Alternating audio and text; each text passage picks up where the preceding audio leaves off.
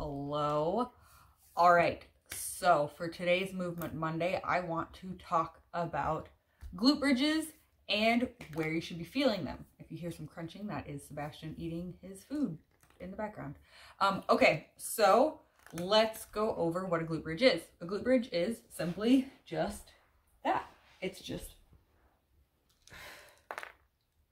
engaging the glutes, getting a nice, good workout for those big glute muscles. So when we're doing a glute bridge, and why it's important to have strong glutes is your glutes are a stabilizer muscle. They're also a power muscle, but they do help stabilize the hips. And when you have strong glutes, it can help prevent low back pain. It can help prevent knee pain because it keeps those hips where we want it. If you have weak glutes, maybe your back is doing all the stabilizing for you. And so that low back is like, oh gosh, I'm doing way too much work, homie. And it lets you know that it's not happy. And then also if your glutes aren't strong, when you're walking, maybe your hips shift side to side too much. So maybe they do that because the glutes aren't quite strong enough to stabilize, and that puts a lot of pressure on your knee because honestly, knees just like to go back and forth. They're not really a big fan of side to side. They like to hinge. That's really about it. So they don't get real happy when they have to kind of shift side to side when those hips are going too much of that up and down motion when the glutes aren't doing their jobs. So lots of people do glute bridges. Lots of people do hip thrusts. They're working the same muscles for the most part, just in different ways. So today I just want to talk about why glute bridges are important, why having strong glutes is important, then also where you should be feeling a glute bridge. So when you do this, sorry, Sebastian's gonna hang out while we do our workout. So when you do your glute bridge, where should you be feeling this? Should you be feeling it here in your low back? Should you be feeling it in the hamstrings? How about here? How about here? Where should that glute bridge be felt? Or maybe you're feeling it here, or maybe you're just feeling it like right here, one little pinpoint deep down in your butt. So where really should you be feeling it? What is accurate? Like, okay, I'm feeling, oh, there's the boob. Where should I really be feeling this? And the answer to that question is you should be feeling it in that big old glute muscle. So if I asked you and you're like, I feel it here, that's what we want. I don't want you to be like, well, I feel it here, or I feel it mostly here, or I feel it mostly here, mostly in my back. No, we want to feel it here in this big, huge glute muscle. You will feel it a bit in the hamstring as well, but we still want to feel it mostly in the glutes, somewhat in the hamstrings. And we don't want it to feel just a pinpoint in those glutes or just one specific deep spot. We want it to be this whole big muscle. Like you couldn't pinpoint it, just be like, this guy. I feel it here in my big old butt cheek. That's where you want to feel your glute bridges. So how do you set up properly for a glute bridge? Well, I will show you with the help of Seabass. Well, not really. He's not going to help. He's just going to sit there in the way. So I want you to lay on your back. I'm going to come more to the side so you can really see what I'm doing. And so we don't want this. So see how my back is arched. My hips are tipped forward. We don't want that. So we want to bring back nice and flat, hips into neutral, but we don't want to do that by scrunching the butt. So we don't want to scrunch the butt and really just kind of tuck that under from the butt cheeks.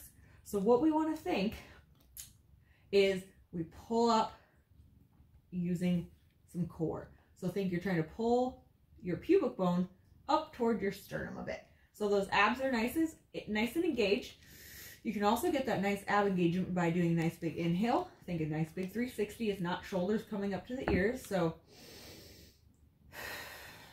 and then emptying to get those abs set. And then you can really plant your elbows into the floor.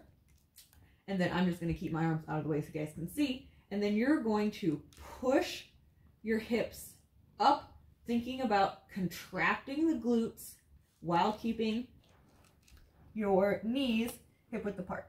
So you don't want the knees to cave in. You don't want to bow them out. We want them to stay right at that hip width as we press forward. Or not forward, as we press up. Now, so you're going to come up. You're going to make sure That hip doesn't tilt forward, so we don't want to tilt forward like this. Keep those abs engaged. Press up. Squeeze the whole big butt muscle while keeping these guys nice and neutral and right over your toes. And we don't want to go for extra height. See, that's just my back. My glutes didn't do anything extra. That all came from my back. So you want to think just as much as you can get. Squeeze the glutes. And then on your way down, I don't want you to just come down. So I want you to think about lengthening those glutes. So you want those to get longer. You want to think you're almost hip hinging, like something's pressing you here, making those glutes get longer, but while you keep that core. So glutes get longer.